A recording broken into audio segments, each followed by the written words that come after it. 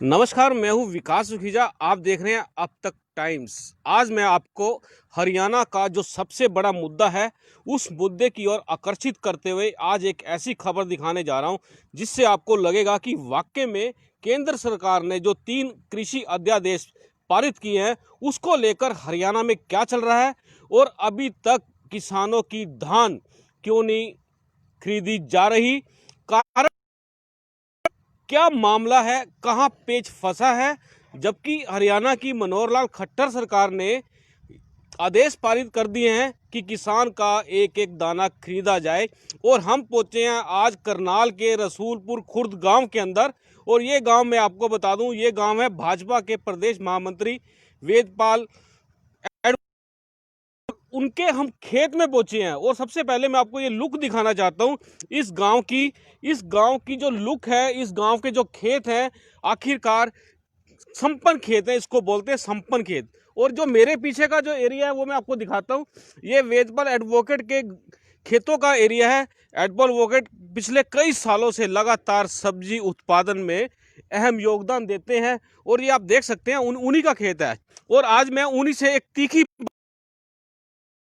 गर्म है। किसानों का धान, किसानों का खून पसीना इस समय खुले में पड़ा है, अनाज मंडियों में खुले में पड़ा हुआ है और उनका अभी तक किसी भी तरह का कोई खरीद स्टार्ट नहीं हुई है। जबकि दावा किया जा रहा है कि खरीद स्टार्ट हो गई है। आइए हम ऐसी तीखी बातचीत के साथ बात करेंगे। हरियाणा भाजपा के प्रदेश महामंत्री हैं वेदपाल एडवोकेट, उनसे हम बात करने के लिए खास तौर पे पहुंचे हैं। हालांकि उन्होंने कहीं जाना था किसी बैठक में, लेकिन हमारे आग्रह करने पर वो यहाँ पहुंचे हैं। और ये खबर हम आपको लाइव दिखा रहे हैं। इसमें किसी भी तरह का कोई भी करप्शंस हम लोग नहीं करेंगे, जो एक्चुअल में है वो एक्चुअल दिखाएंगे। और सबसे पहले वेदपाल जी, मैं आपका अपने चैनल पे स्वागत करता हूं। नमस्कार नमस्कार नमस्कार। वेदपाल जी, आपसे बात कर रहा हूं मैं धान की। धान इस समय किसानों का मंडियों में पहुंच चुका है, लेकिन सरकार ने कहा है कि एक एक दाना खरीदा जाएगा, लेकिन अभी तक खरीद क्यों नहीं शुरू हो पा रही? आखिर ये पेच फंसा कहाँ है? देखिए, सबसे पहले तो जिन किसानों की जीरी मंडी में आ चुकी है, उनको दिक्कत आ रही है, मैं उनसे क्षमा माँगता हूँ। लेकिन ये जो समस्या है, सरकार की तरफ से कोई समस्या नहीं है। सरकार ने तो आढ़तियों की माँग पर जो मार्केट फ़ीस है, वो बढ़ा कर के 4.5% से 1% कर दी गई है। लेकिन ये जो अड़चन आ रही है, ये अड़चन आ रही है राइस मिलर की तरफ से, सेलरों की तरफ से।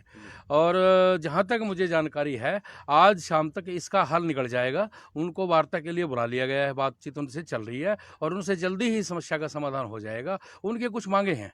और मैं यहाँ एक बात और कहना चाहता हूँ कि हर साल जब जीरी की खरीद शुरू होती है तो सेलर वाले ऐसे ही हड़ताल करते हैं।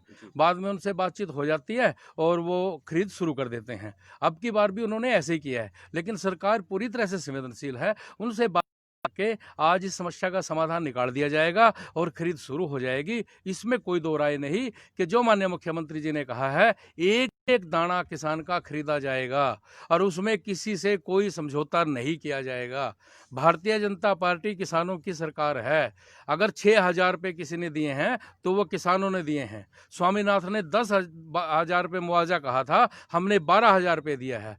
आज हम सब्सिडी जो ड्रिप सिस्टम है उस पर 85% तक दे रहे हैं। वेदपाल जी, मैं आपको ये कहना चाह रहा हूं कि जो ये खरीद है, आखिरकार हर सीजन के अंदर कहीं ना कहीं आड़ती हो गए, कहीं ना कहीं राइस मिलर हो गए, कोई ना कोई पेच फंसा देते हैं। जो ये इसको लोग आज कहते हैं कि ये ब्लैकमेलिंग का मामला चलता है, कि सरकार को सीधे सीधे तौर पर ब्लैकमेलिंग की जाती है। आपको क्या लगता है भी ये लोग कब सुधरेंगे और कब ये लोग सही ढंग से किसानों के, जब उनकी फसल बेचने का समय आता है तो उचित दामों पर और उचित जो दिशा निर्देश हैं उस पर क्यों नहीं परचेज कर पाते? हाँ, ये दुर्भाग्यपूर्ण है ये, और ये बड़े दुख की भी बात है कि हर बार इस प्रकार हड़ताल होती है। लेकिन मुझे लगता है कि अब की बार इसका कोई परमानेंट समाधान निकाल देंगे, ताकि आने वाले समय में इस प्रकार की कोई उनसे बातचीत करके उनके और उस पर बड़ा गंभीरता से गौर किया जा रहा है। और मुझे लगता है कि अब आगे आने वाले समय में इस प्रकार की समस्या नहीं आएगी। लेकिन अब की बार समस्या आ रही है, इसमें कोई दो राय नहीं। सरकार पूरी तरह से सचेत है और संवेदनशील भी है, और मुझे लगता है आज इस समस्या का समाधान हो जाएगा। वीरपाल जी, जैसे किसान इस समय किसान अपने आप को फंसा सा महसूस कर रहे हैं, क्योंकि उनका माल तैयार हो चुका है, ट्रालियां भरी हुई हैं, खेत लबालब हैं, अब अनाज मंडियां भी लबालब हो रही हैं, उनको टेंशन जा रहा। तो सरकार ने तो बोल दिया कि हम लोग खरीदने के लिए तैयार हैं, एक एक दाना खरीदेंगे। ना तो मंडियों में बारदाना पहुंच रहा है, ना कोई परचेज एजेंसी पहुंच रही है, और ना ही लेवी के लिए जो सिस्टम होता है। ये सब क्या है ये पूरा बात का पूरा? बिल्कुल ठीक है। जब किसान खेत में 6 महीने चिलचिलाती धूप में अनाज पैदा करता है और जब फसल पकती है और वो फसल पक करके खेत में किसी की ट्रेली मांग करके, किसी का ट्रैक्टर मांग कर, कंबाइन के इंतजाम कर करके, बहुत मेहनत करके वो मंडी में लेके आता है, और उसके बाद इस प्रकार की हड़ताल हो जाए तो बहुत दर्द होता है, और वो फंसा हुआ ठीक महसूस कर रहा है, इसमें कोई दो राय नहीं। ये एक तरह से 6 महीने की जो कमाई है, ऐसा लगता है भी कहीं वो पानी में ना बह जाए। तो ये बिल्कुल दुख और दर्द की बात है, लेकिन सरकार पूरी तरह से संवेदनशील है, और मुझे लगता है आज इस समस्या का समाधान हो जाएगा। जो बारदाना है, वो बारदाना भी जो मिलर हैं, जो राइस मिलर हैं, सेलर वाले हैं, वो उपलब्ध कराते हैं, और मुझे लगता है भी कल के बाद इस प्रकार की कोई समस्या किसान को नहीं आएगी। अब दिक्कत खूब आ रही है, और उस दिक्कत को सरकार लगातार कोशिश कर रही है कि वो जल्दी से जल्दी निपट जाए। वीरपाल जी, आपको लगता नहीं है कि जो ये समस्या है हर सीजन में उत्पन्न हो जाती है बारदाने की, कि सबसे बड़ा इश्यू यही है कि जो धान है या गेहूं है उसका उठान कैसे होगा, और जो बारदाना है सरकार अपना बारदाना क्यों नहीं परचेज कर पा रही? इसमें जो गेहूं की खरीद होती है, उसमें सरकार अपना बारदाना देती है, जी।